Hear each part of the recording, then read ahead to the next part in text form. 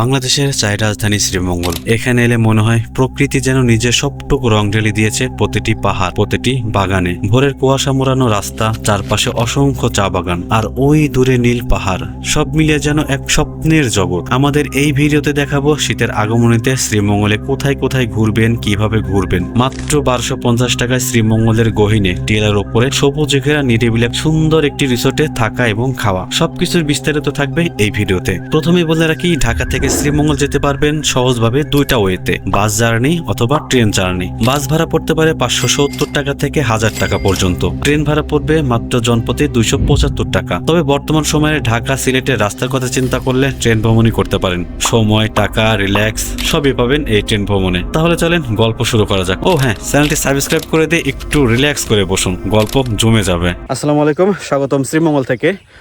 সকাল 6টার দিকে আমরা ঢাকা মিরপুর থেকে শ্রীমঙ্গলের উদ্দেশ্যে দুইটা বাইক দিয়ে 3 জন রওনা হয়েছিলাম। শ্রীমঙ্গল আসার উদ্দেশ্য হচ্ছে এই সামনে তো উইন্টার মধ্যে শ্রীমঙ্গলে সুন্দর ওয়েদার পাওয়া যায়।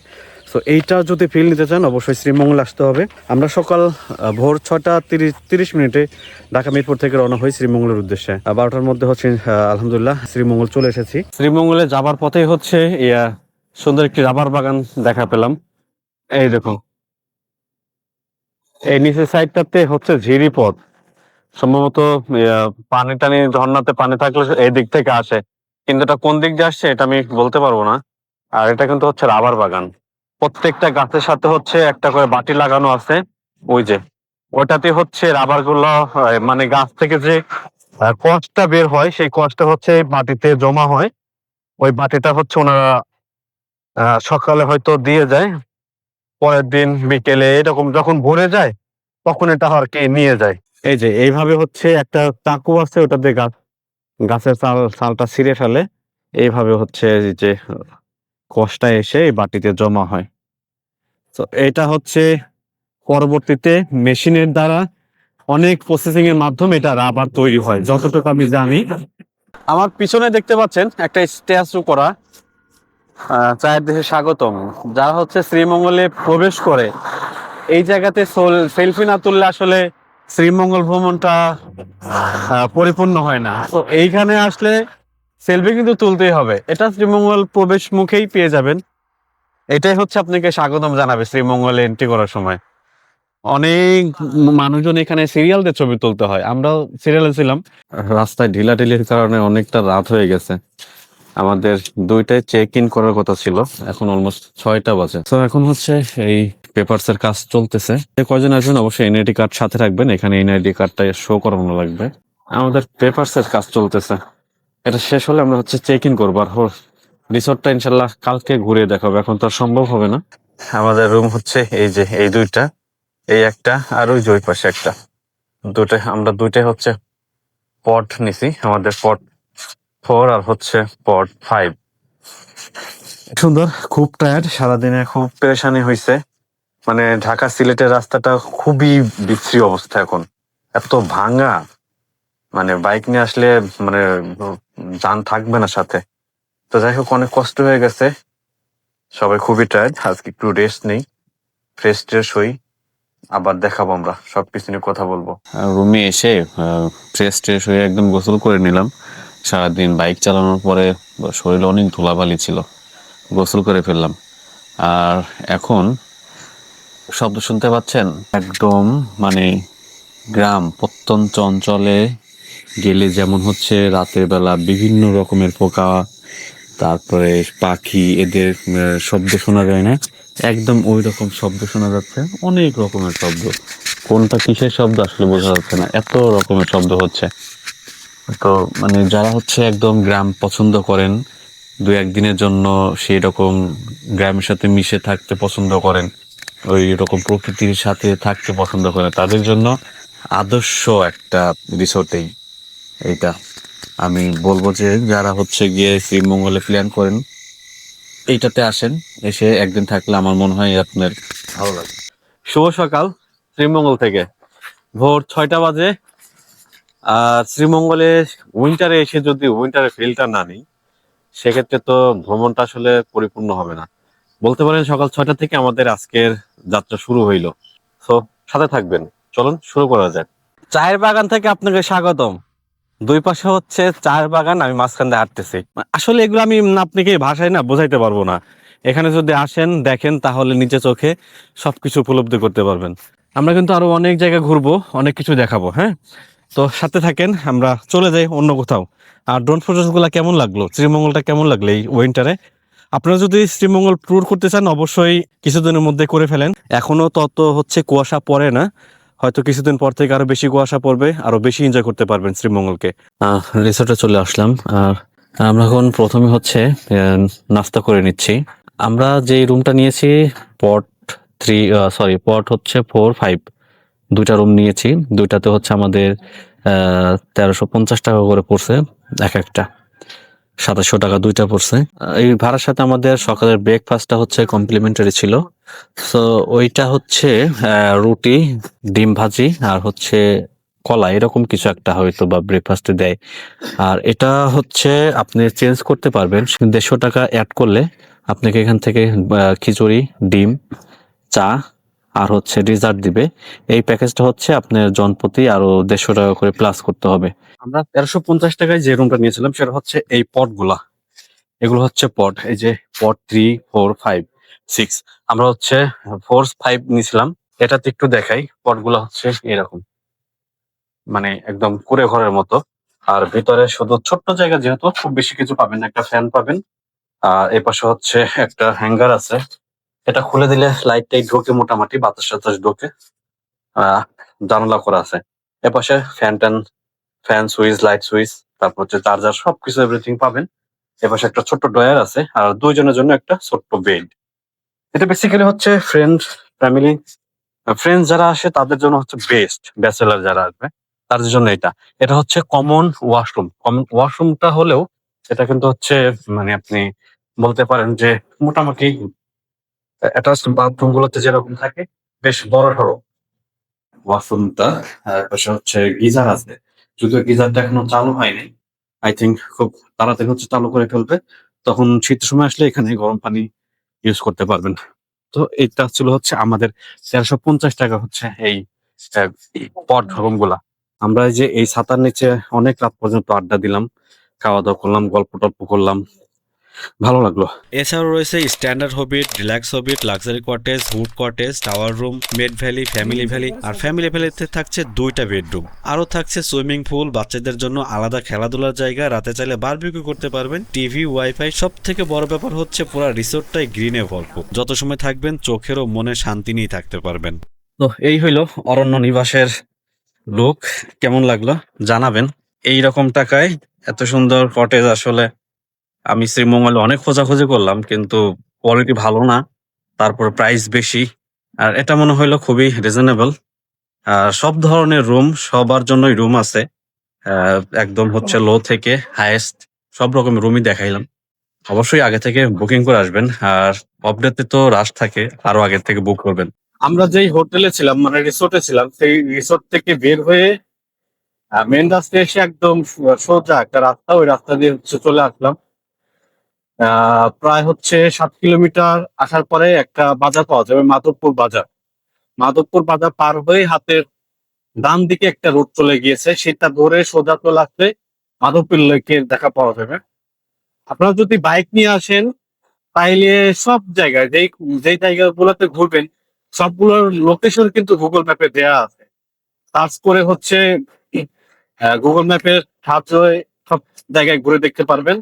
আর যদি সিএনজি বা হচ্ছে তাদের গাড়ি রিজার্ভ করেন, সেক্ষেত্রে তো তারা সবই চিনে, তারাই হচ্ছে আপনাদেরকে ঘুরে ঘুরে সবকিছু দেখাবে।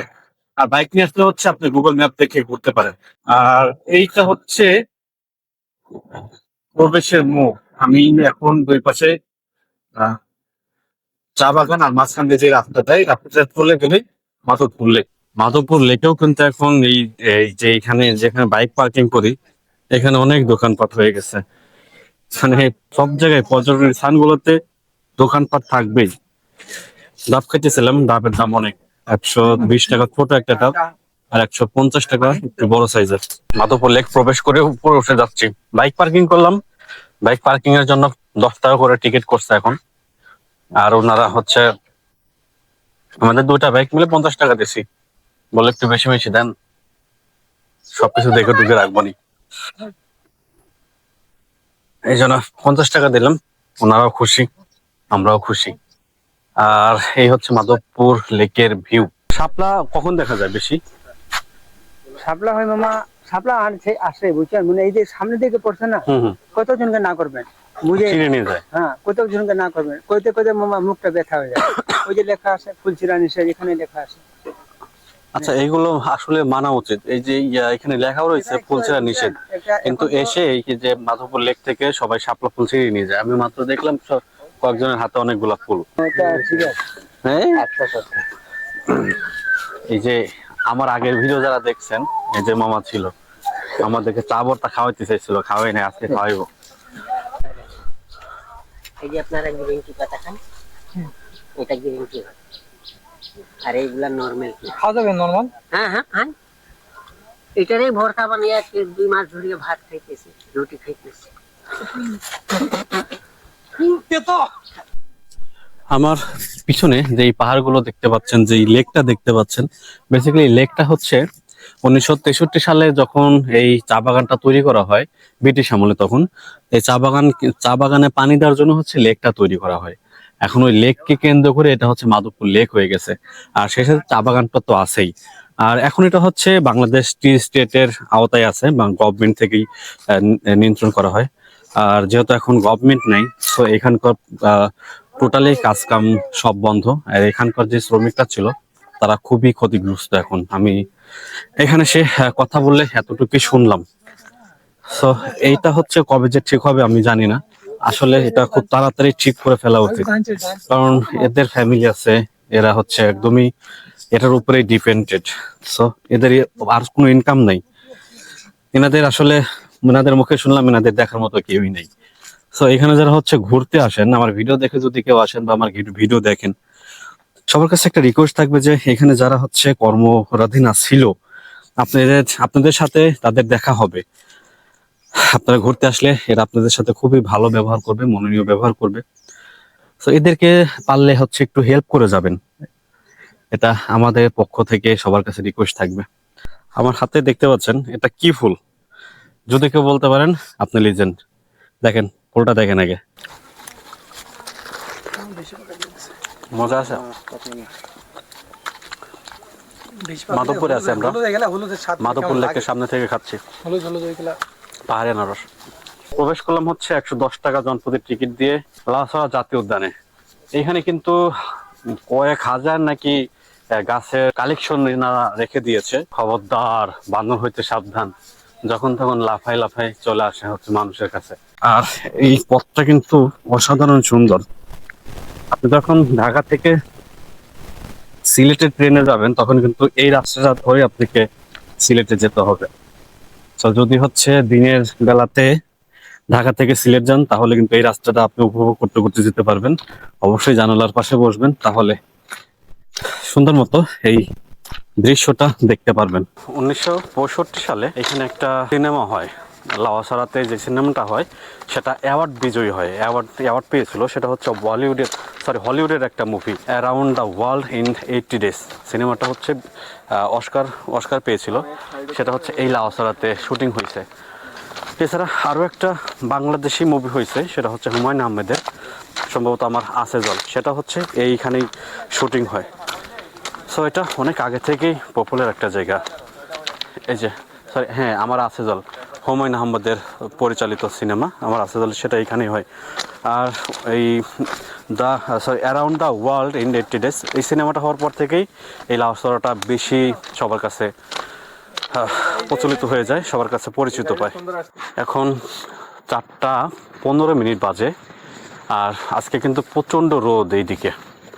তারপরেও এই রাস্তাটা এতটা অন্ধকার, আপনি একা একা আসলে যদি এইদিকে আগে না আসেন, হয়তো হারাবেন না, কিন্তু আপনি একা একা হাঁটতে পারবেন না, ভয় লাগবে, গায়ের মধ্যে শিন একটা ভাব করবে। অনেক রোদ, তারপরে হচ্ছে অন্ধকার, কিন্তু যখন থেকে সূর্য লিক করতেছে ওই জায়গাটা আবার একটু লাইট আছে, কিন্তু রাস্তাটা সত্যি ভয়ানক। একটু আগে যেই ছোট্ট গাড়িটা দেখলেন, ওটা মূলত হচ্ছে ট্রেন রাস্তা থেকে যদি কোনো প্রবলেম পায় সেটা ফিন্ড আউটের জন্য হচ্ছে ওনারা যাতায়াত করে। এই জন্যই হচ্ছে ওই গাড়িটা, ওরা ট্রেন রাস্তাতেই শুধু চলে, আবার যখন ট্রেন ক্রস করে তখন হচ্ছে ওনারা ওটা খুলে সাইডে রেখে দেয়। ওটাতে শুধু দেখে যে কোনো জায়গায় প্রবলেম আছে কি না।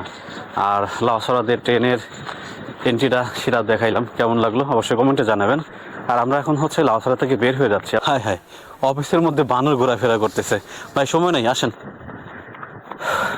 তো এখানে আসলে আপনি অনেক রকমের পাখি, বানর, তো অনেক রকমের পশু পাখি দেখা যায়। আবার হাজার হাজার গাছের সাথে আপনি পরিচিত হবেন। এমনও গাছ এখানে আছে যেগুলো আমি আগে কখনো দেখি নাই, আপনিও হয়তো দেখেন নাই, এমন গাছ পেয়ে যাবেন। তাই আর কি আমরা বের হই। এখন হচ্ছে নূরজাহান দার্জিলিং টি গার্ডেনে যাব, সেটাও আপনাদেরকে দেখাবো। প্রায় 10-12 কিলোমিটারের মতো গাড়ি চালিয়ে হচ্ছে আসলাম এই দার্জিলিং টি গার্ডেনে, এটা ঘুরে দেখার জন্য, আপনাদেরকে দেখানোর জন্য। হ্যাঁ, এটা নাকি হচ্ছে 4টা বাজে বন্ধ হয়ে যায়। আমরা 5টার সময় আসছি, এখন বন্ধ হয়ে গেছে, কিছুই দেখাইতে পারলাম না, অলমোস্ট সন্ধ্যা। এদিকে নাকি হচ্ছে একদমই পাহাড়ি নির্জন এলাকা, 4টার পরে ঝামেলা হয়, এই জন্য সব কিছু বন্ধ করে দেয় খুব তাড়াতাড়ি। সো আর কিছু দেখাইতে পারলাম না, আজকে বিদায় নিচ্ছে এই ভিডিও থেকে। দেখা হচ্ছে পরবর্তী কোনো ভিডিওতে, নতুন কোনো জায়গায়। সে পর্যন্ত ভালো থাকবেন সবাই, আল্লাহ হাফেজ। সাবস্ক্রাইব করতে ভুলবেন না, সবাই বাই দেন ভাই, বাই বাই, আমার তো দেখা যায় না। Bye bye.